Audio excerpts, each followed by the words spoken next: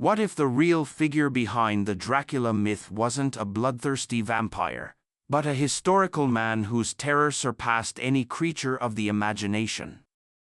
What if I revealed that the darkness fueling centuries of horror stories wasn't rooted in folklore, but in the actions of a flesh-and-blood tyrant?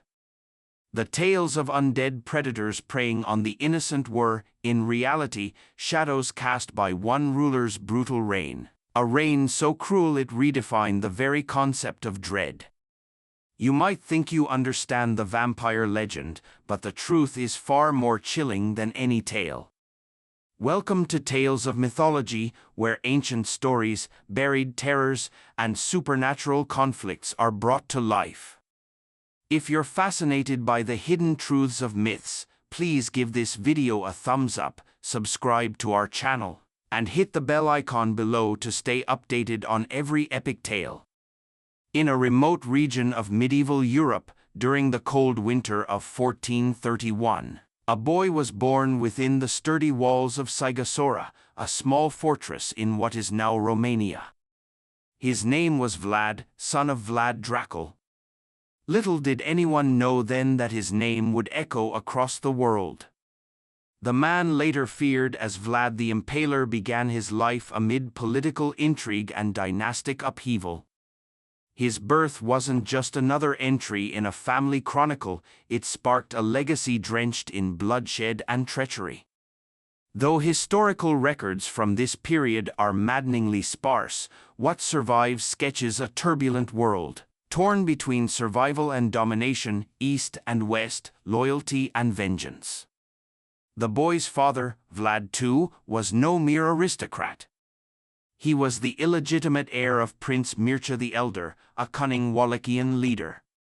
Despite a path to power riddled with court conspiracies and foreign meddling, Vlad II climbed the ranks of the Holy Roman Empire, earning the attention of Emperor Sigismund. In 1431, the year his notorious son was born, Vlad II was initiated into the Order of the Dragon, a Catholic knightly order dedicated to protecting Christendom from the Ottoman advance.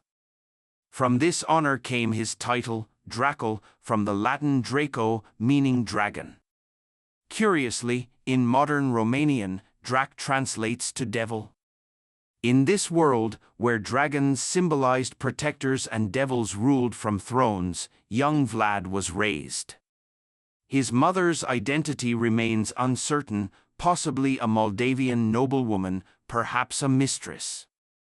In that era, lineage mattered less than power, whether real or projected.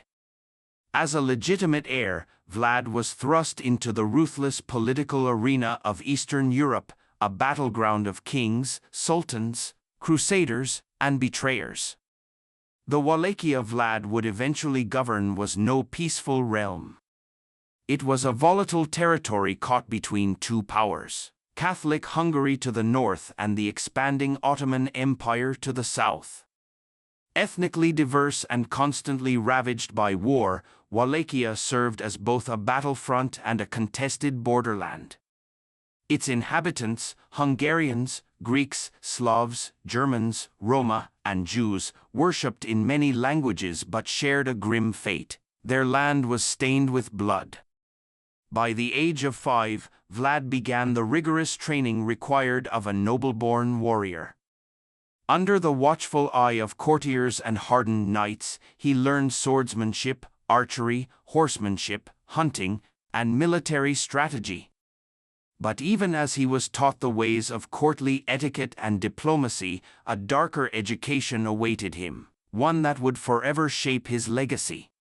For though his boyhood was wrapped in armor and intrigue, the walls of his homeland were already beginning to crack. By 1436, Vlad II seized the throne of Wallachia, stepping into a kingdom torn between loyalty to Hungary and appeasement of the Turks.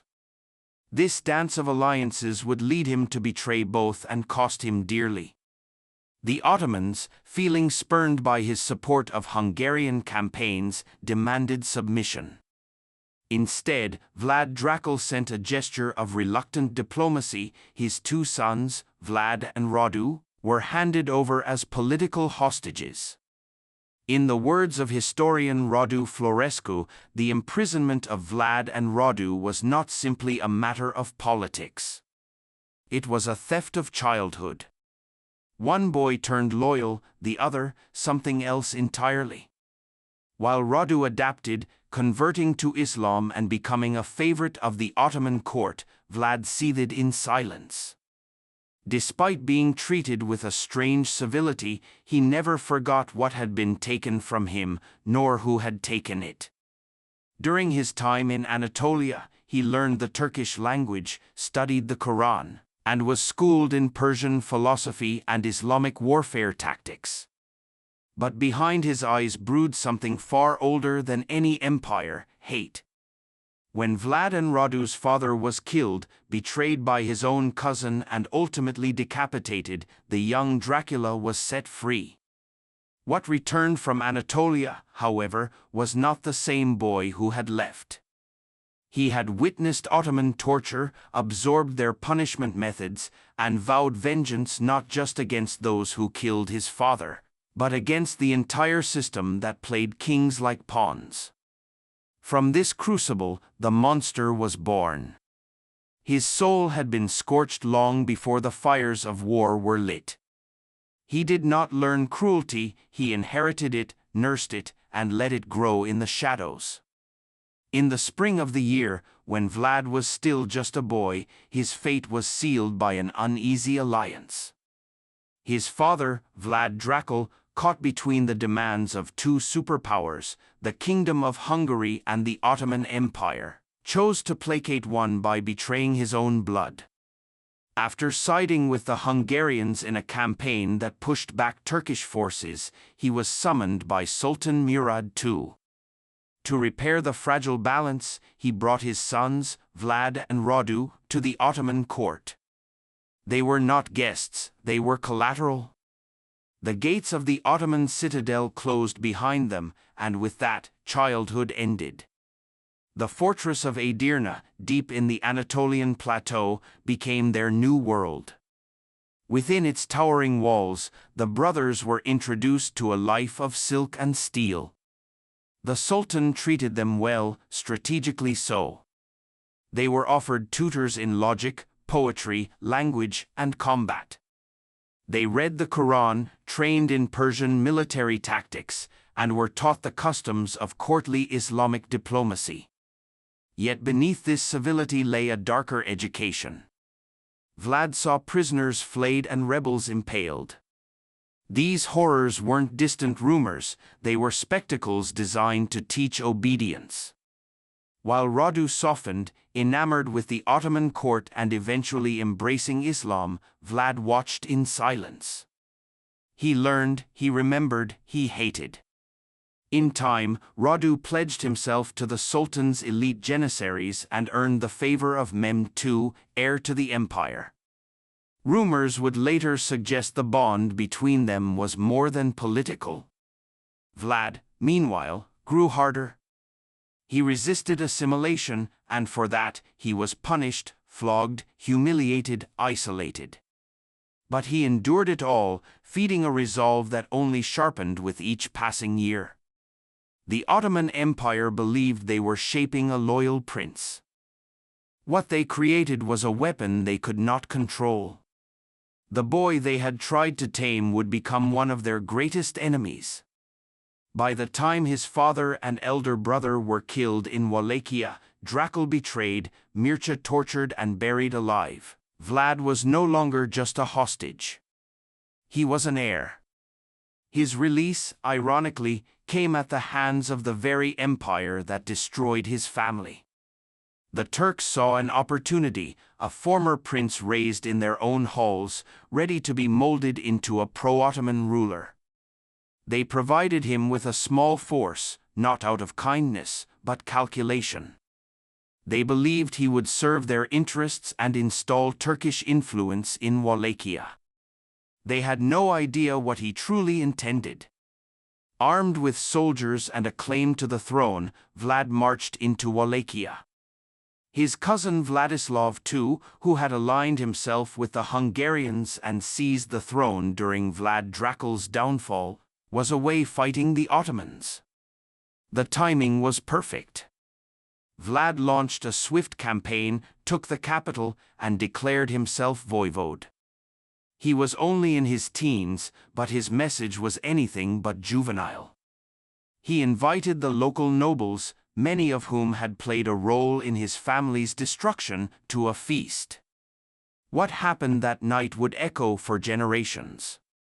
They were surrounded, arrested, and, according to some chronicles, impaled or forced into labor until death. Whether this tale is myth or history, its symbolism was undeniable. The age of mercy was over. As recorded in the Chronicon Pictum, the young dragon rose not with a banner of peace, but with iron and fire, and demanded silence from those who had once spoken against his house. That silence would soon stretch across the entire realm. Though his reign would be short-lived, Vladislav returned with Hungarian support and reclaimed the throne. It was enough. Vlad had left his mark. He fled to Moldavia, seeking refuge with his uncle, Prince Bogdan II. For a time, he lived in exile, moving like a shadow between courts, watching, waiting. When Bogdan was assassinated, Vlad escaped again, this time into Transylvania. There, of all places, he entered the court of John Hunyadi, the very man who had once supported his father's enemies and was indirectly responsible for his family's demise. But politics in the Balkans were nothing if not flexible. Hunyadi, weakened by recent losses and desperate for allies against the Ottomans, saw value in the boy he had once betrayed.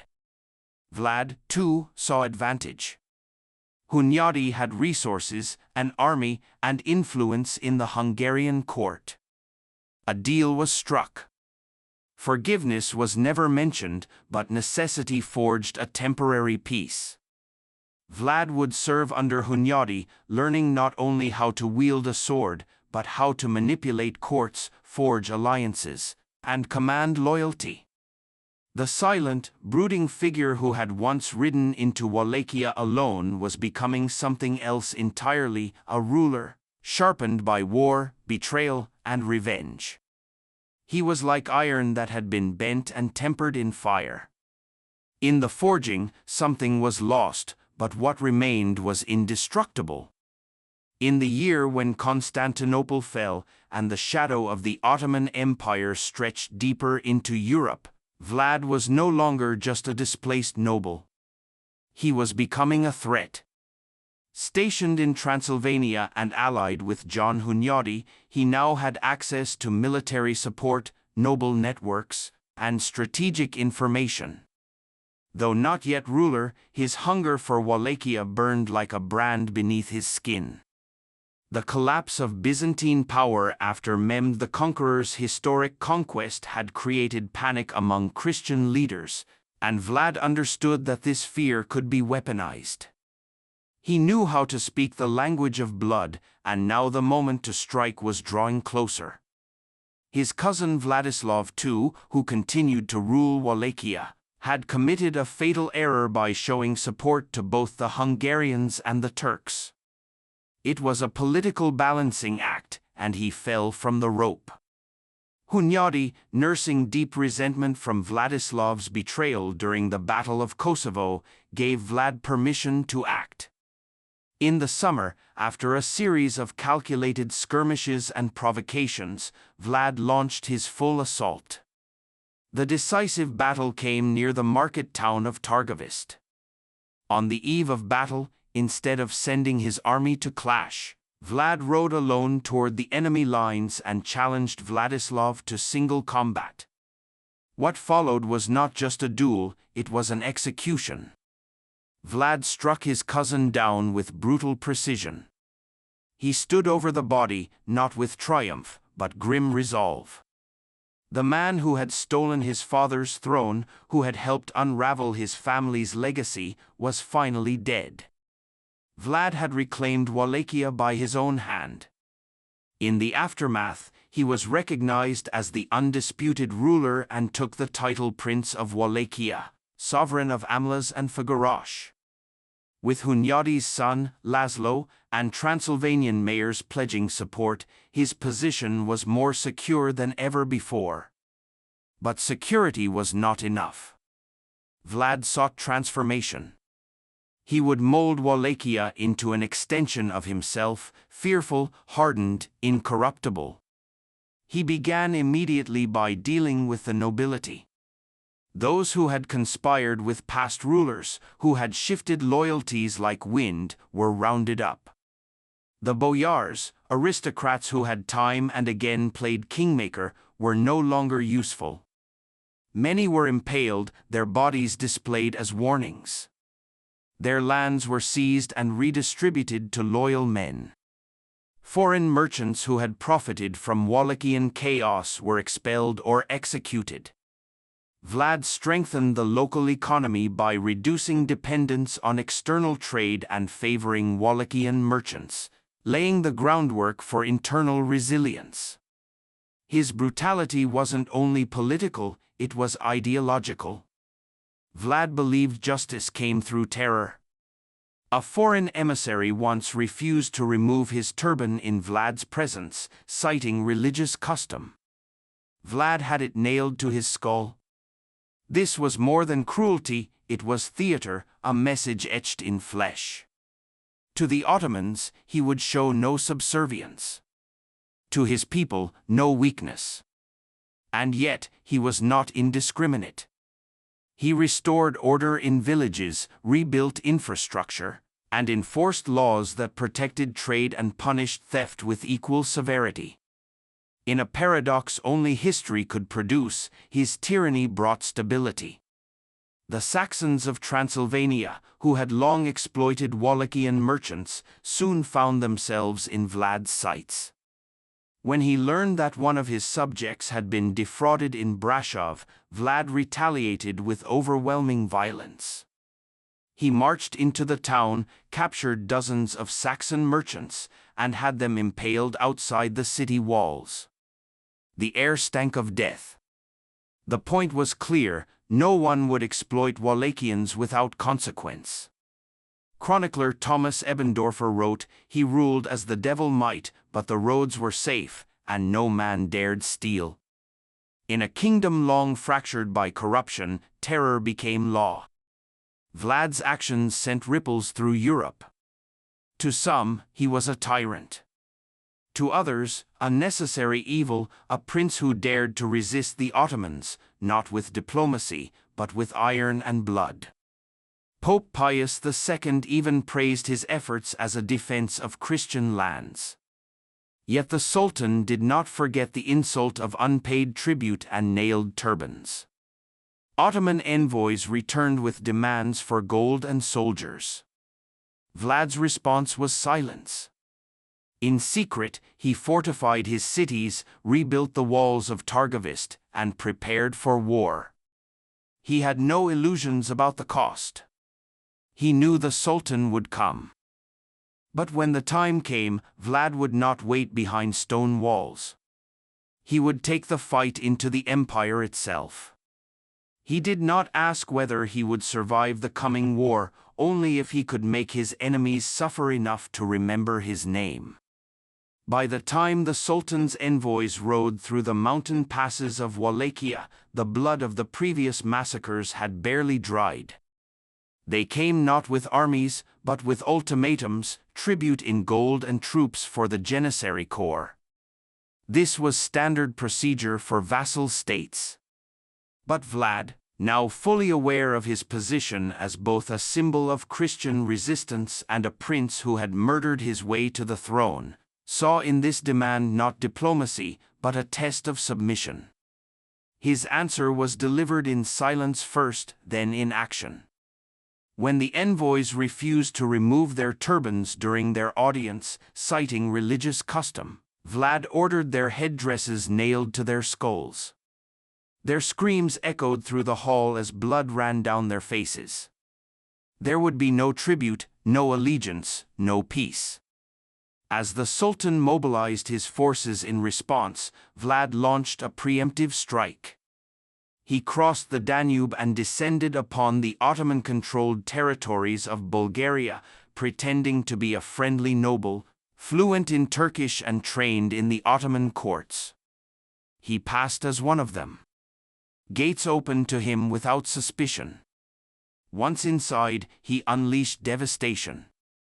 Villages were razed, Ottoman sympathizers slaughtered, and prisoners impaled along the roads like grotesque signposts of vengeance. The rivers turned red. Over tens of thousands were reportedly killed or captured.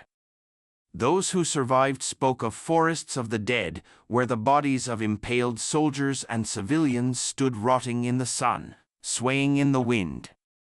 What Vlad had seen in his youth, he now replicated with meticulous cruelty. This campaign wasn't merely military, it was psychological warfare. The scale of brutality served one purpose: to paralyze the Ottoman advance with fear.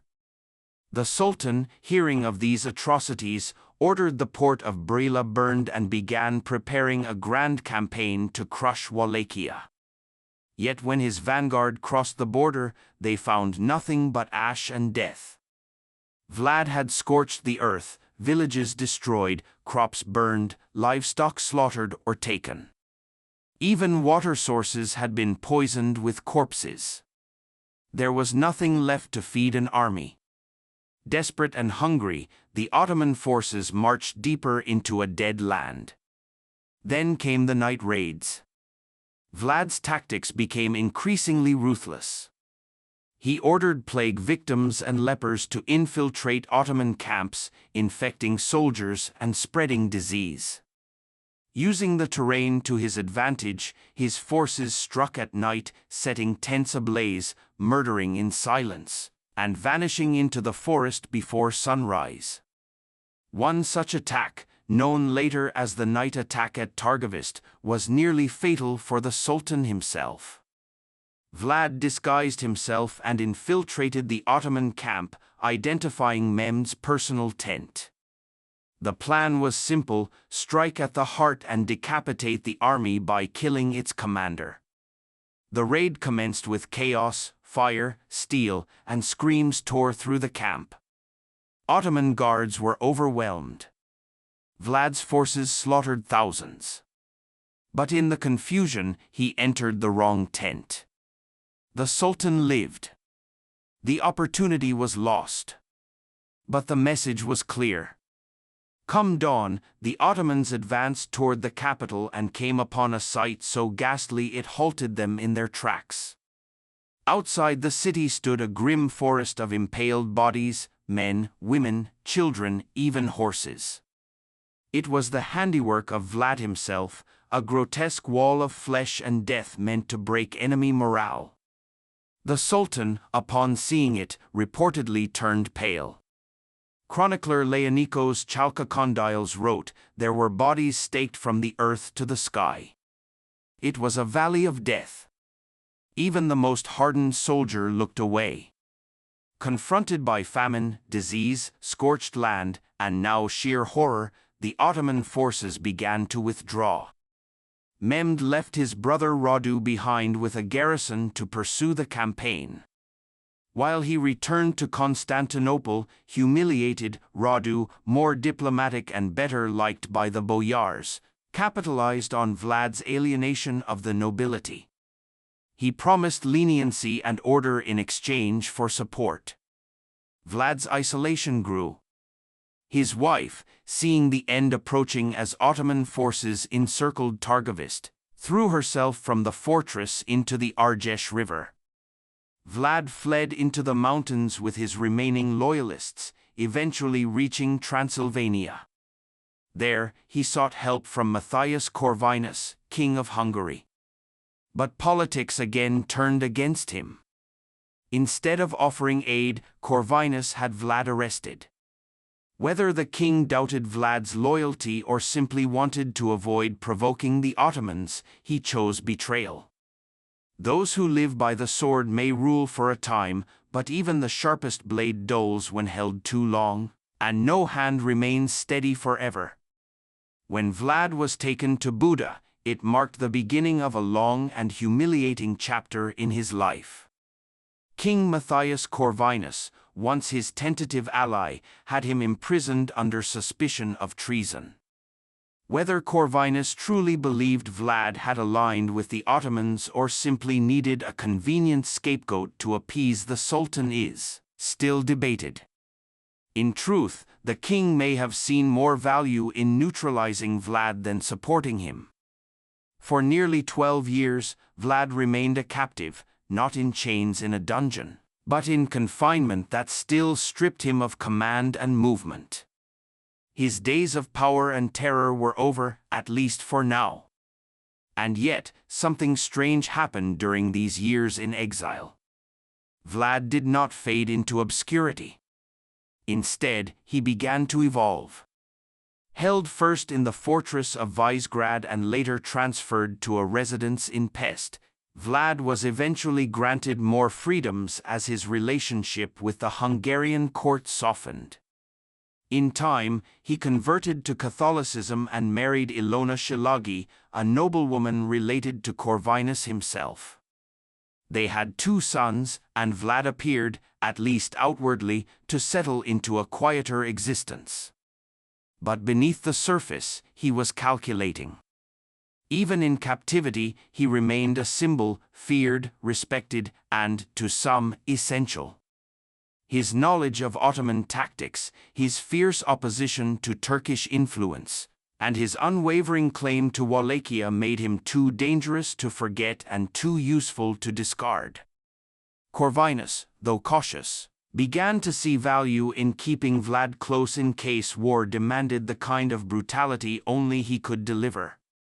While Radu ruled Wallachia under Ottoman favor, his reign proved weak and unpopular. Though he offered leniency to the boyars, his ties to the Sultan alienated many. His brother's legacy of fear had left a deep imprint, and in comparison, Radu seemed soft. It didn't help that rebellions and external threats continued to destabilize the region. Eventually, Radu died under unclear circumstances, possibly during an attempt to reclaim the throne once again. His death left a vacuum. Several claimants rose, including Basarab Lyota, who ruled briefly but lacked the support to maintain control. In this instability, Vlad saw his opportunity. His long exile had aged him, but his ambition had never waned. With the support of influential Hungarian and Transylvanian nobles, and the strategic backing of Stephen the Great of Moldavia, he prepared one final return. In the autumn of a cold and uncertain year, Vlad crossed the Carpathians with his assembled army. His advance was almost uncontested. Basarab's forces, sensing the tide had shifted, retreated rather than confront him. Vlad reclaimed his throne without bloodshed, an irony not lost on those who remembered the sea of impaled bodies he had once raised. Yet his return was not a resurrection of past glories. The country he came back to was fractured, exhausted, and deeply suspicious of every ruler. Vlad had no time to rebuild. Ottoman forces were already preparing another campaign.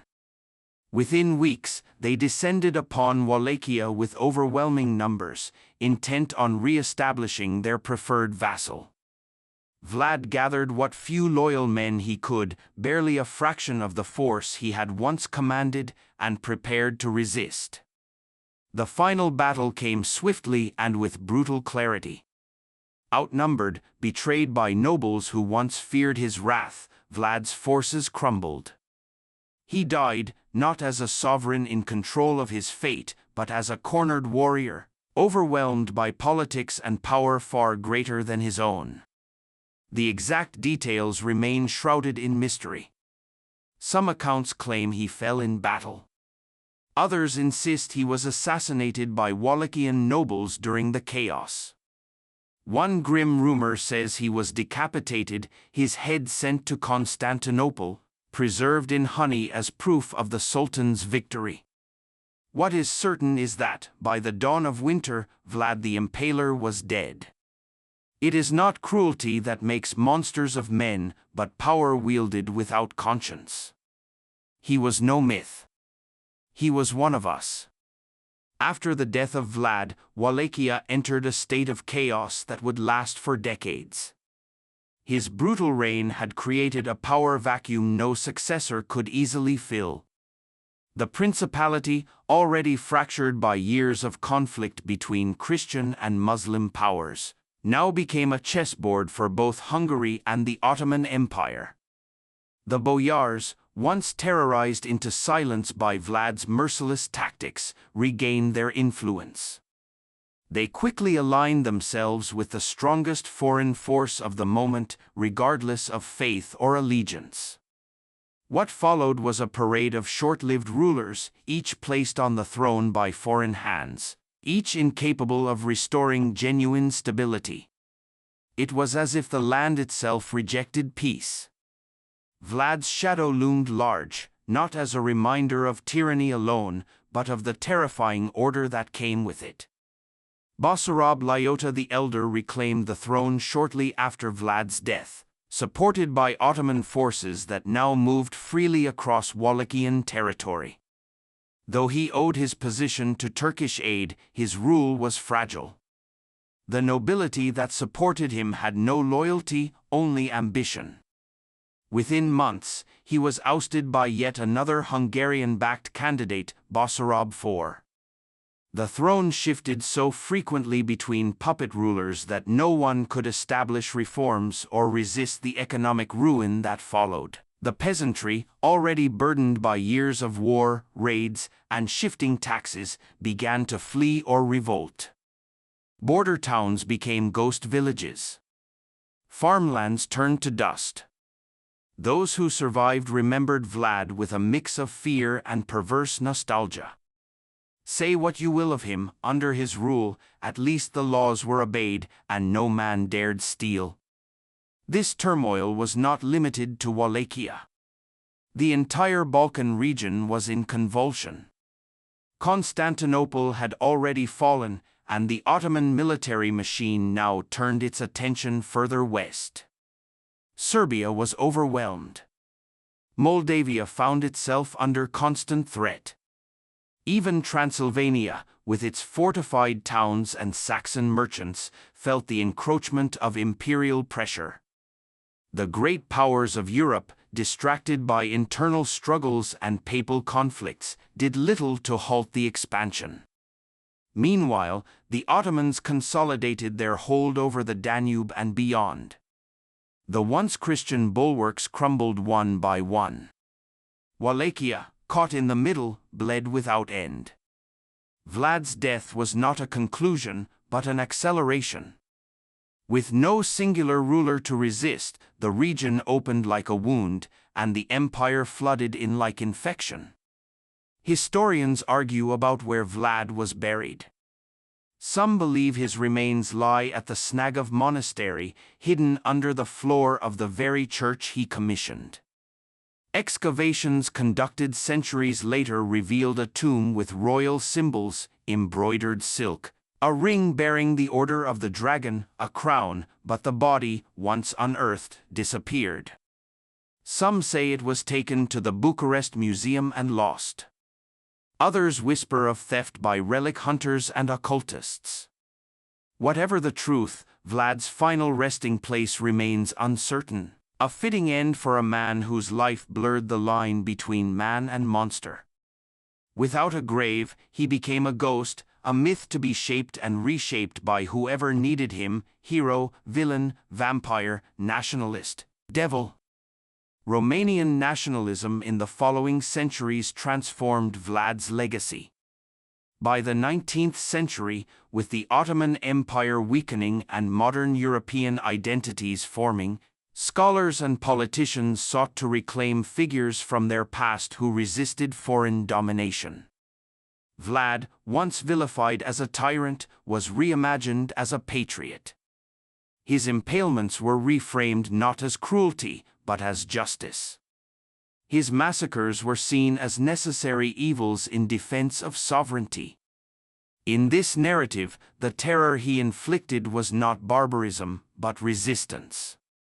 It was a convenient reinvention, one that allowed a broken nation to look backward and see strength rather than shame. History, as always, became a mirror, cracked and subjective.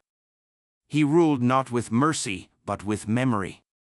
The terror he planted grew into legend. The people forgot the pain, but remembered the order. Vlad's name may have been buried, but his legend refused to die. While Wallachia wrestled with warlords and foreign dominion, his legacy smoldered quietly across Europe, passed in whispers, etched in pamphlets, distorted by distance and fear. In the Germanic states, Saxon merchants who had once suffered under his rule began publishing lurid tales of his cruelty. The printing press gave new life to old horrors. Broadsheets depicted him dining among forests of impaled victims, laughing while their screams echoed through the valleys.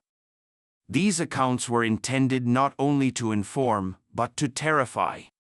They described a man who punished the poor for being poor, burned the sick alive, and used impalement not just as a sentence, but as a performance. Whether these stories were exaggerated or rooted in truth mattered little. They spread like fire on dry wood. In Hungary and Austria, the myth took on another shape. Vlad became a cautionary figure, a warning against savagery masquerading as leadership. The brutality of his reign was documented in courtly records, letters, and speeches used by political rivals and historians alike to mark the moral failures of unchecked power. But elsewhere, particularly in regions closer to the Ottoman front, a strange duality emerged. There, Vlad was not just a tyrant. He was a shield, a necessary evil, a man who had done what kings and princes would not resist. That contradiction, monster and martyr, rooted itself so deeply in the folklore that even peasants who had lived in the shadow of his regime would later recount stories, with awe, not horror. As decades passed, memory shifted. Fear gave way to fascination.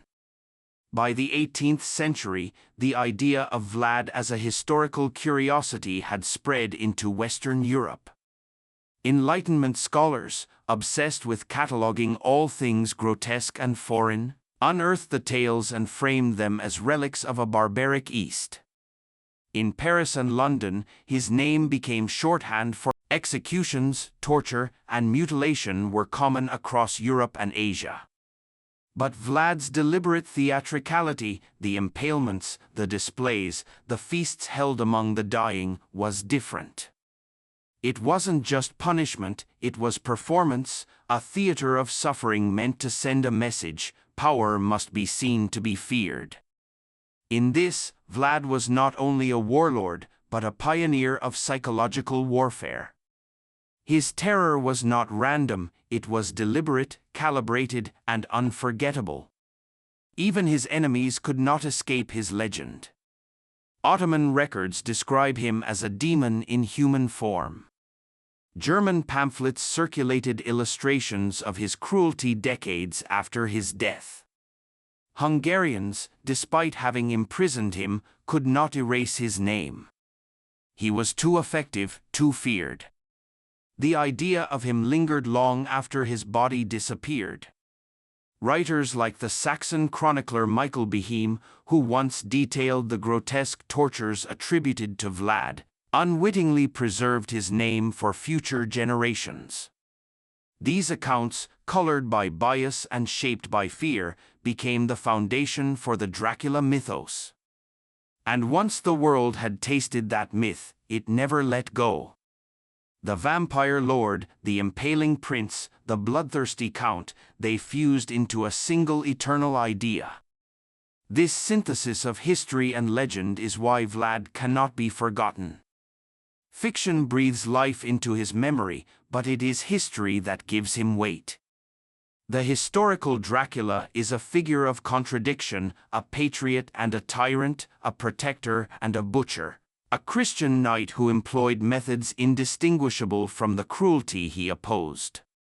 The fascination with his life reveals more about us than about him. We are drawn to his story not just because it horrifies us, but because it reflects the extremes we imagine ourselves capable of if pushed far enough. In Vlad, we see what power looks like when morality is stripped away and only survival remains. His reign shows that beneath the crown and behind the blade lies the same fragile truth that defines every empire: power is always borrowed, and the debt is paid in blood. Even now, his legend grows. Films, novels, academic theses, and documentaries continue to explore his life from every angle. Scholars dig through ruins hoping to find his bones. Artists recreate his visage in stone and paint. Tourists wander through Bram Castle, mistakenly dubbed Dracula's home, unaware that Vlad may never have set foot there. But the myth is stronger than the fact. What matters is not whether Vlad actually drank blood or turned into a bat, but that the fear he once inspired became immortal. He didn't have to live forever, his story did it for him. In every tale of monsters who walk among men, there is something of Vlad. In every tyrant who rules through fear, his methods echo. He is not gone, he is simply waiting. Legends do not die. They transform. The man fades into mist, but the shadow he casts only grows. We do not fear Vlad because he lived. We fear him because he might return.